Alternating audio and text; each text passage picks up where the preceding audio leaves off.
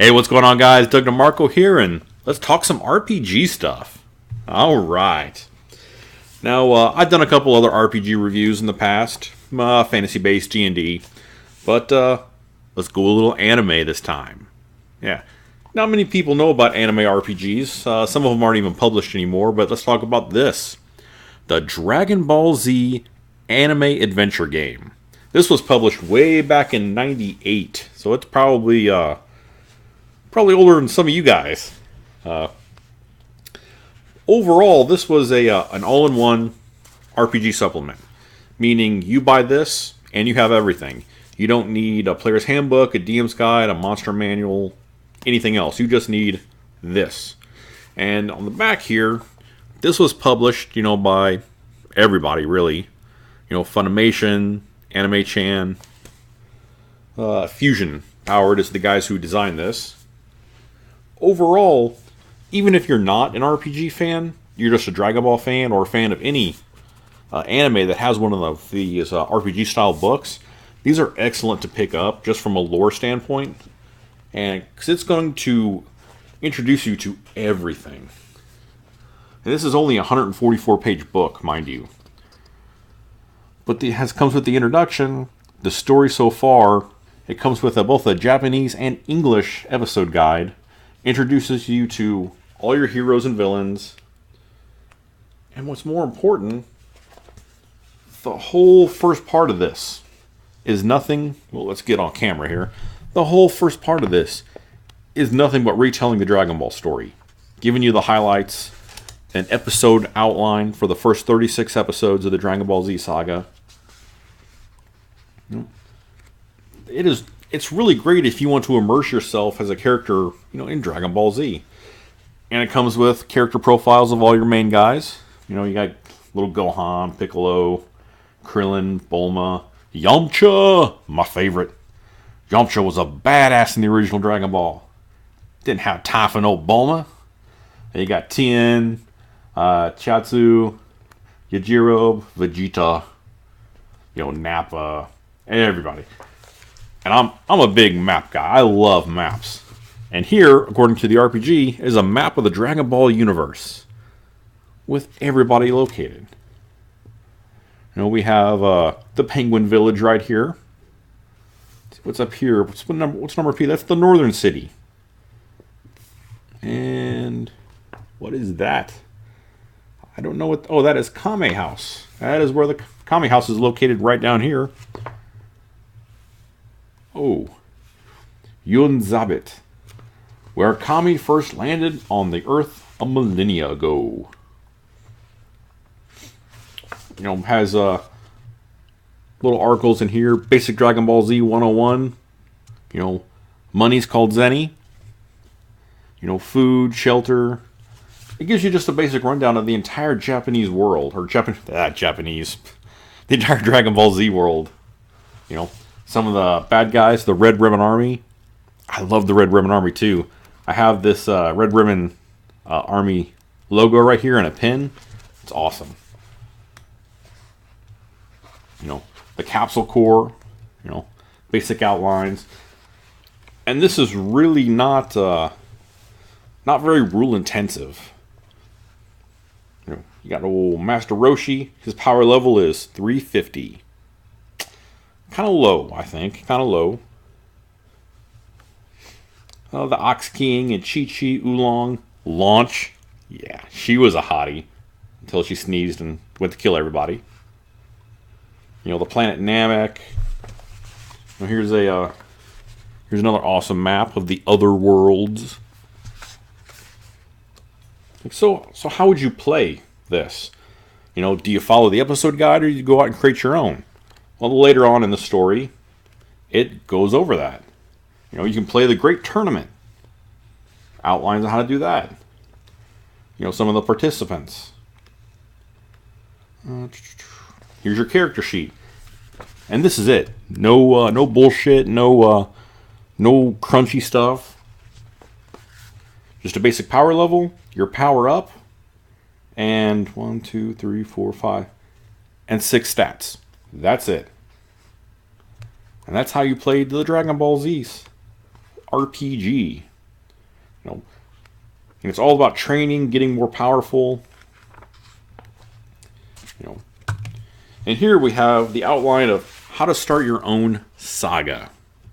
Now, this is important because I wanted to read the first paragraph of the saga because I believe a lot of people and a lot of fantasy guys too get hung up on the intricacies of small characters.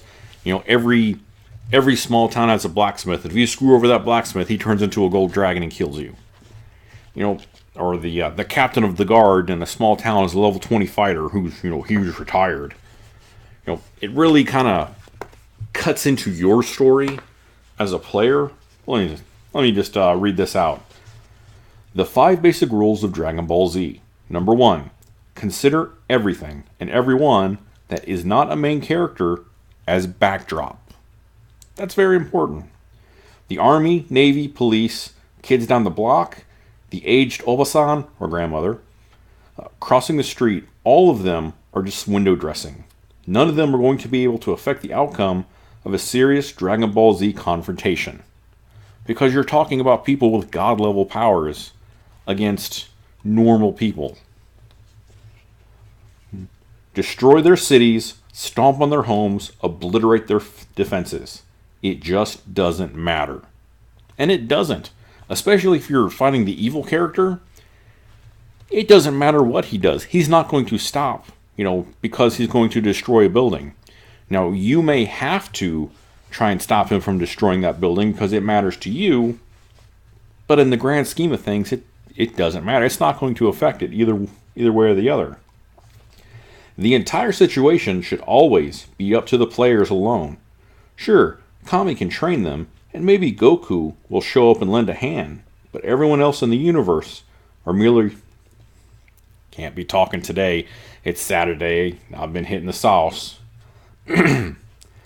But everyone else in the universe are merely helpless pawns, whom the players must protect, which leads nicely into rule number 2, use Game Master Aikido. Basically, it's using the character's own weaknesses against them, which leads into number 3, find their weaknesses. Number 4, there is always a more powerful villain. This is like Dragon Ball Z 101. As soon as you beat this guy, there's a guy above him, there's a guy above that, there's a guy above that. And number 5, you can always reset the game. You got those Dragon Balls. Did you lose and everybody on Earth died? Not a problem. Just makes it a little bit easier to find the 7 Dragon Balls. It goes over the Defenders of Earth, how to plot out a quest, righting the wrong. If you have a crime fighter, how is he handled, when fighting people, or more importantly, how is he handled in the appearance on Earth, much like how Gohan was. The Last Man, Woman Standing, a fight down breakout campaign. It also gives you ideas on how to run your campaign as far as like an anime.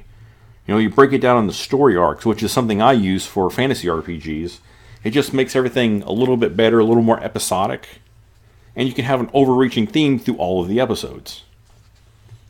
That's something I use a lot in D&D when I run as a GM.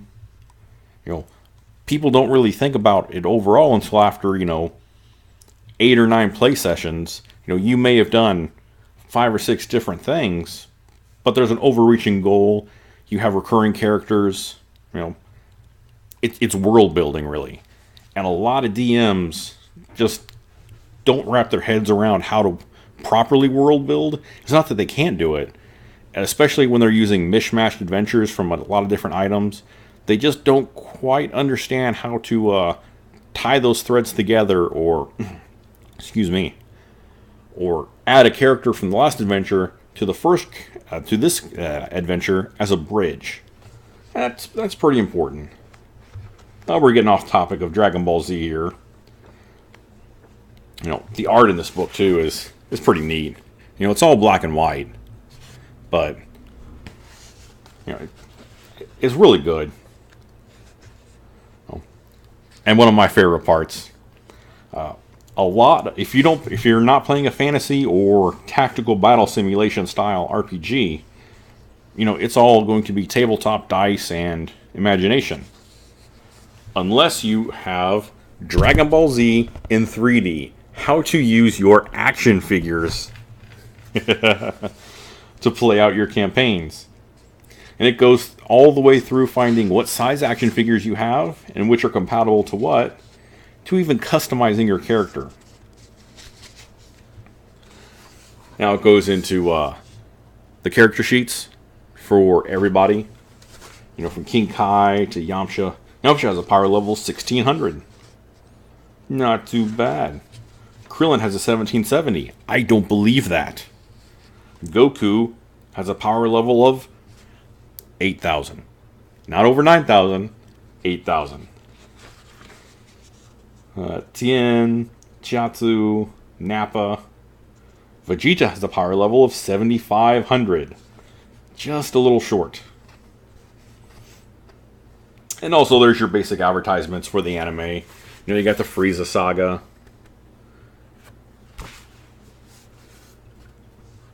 And the Dragon Ball Z manga advertisements.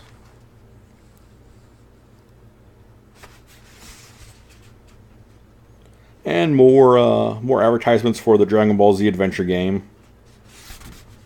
Looks like there's not really much in here, but overall, a nice little you can go through this and you can create a character, play through an adventure as a backdrop. Getting a little tired of something, you can pick up this on eBay for probably like $5. You can probably go to a convention and pick it up for $1, maybe $3, without anybody thinking twice about it. But I would really recommend, especially if you're a fan of anime, find if your anime, especially in the late 90s and early 2000s, has an RPG, because it probably does. I know Serial Experiment Lane does. I'll do an RPG review of that in the future because I have it. One thing I would like to find is Neon Genesis Evangelion. I know there was an RPG book for that, a one-off, mostly like this, but I haven't been able to find it yet. A lot of these can be pretty rare to find because they're just not valuable, and people, if there's no value in it, nobody's going to sell it.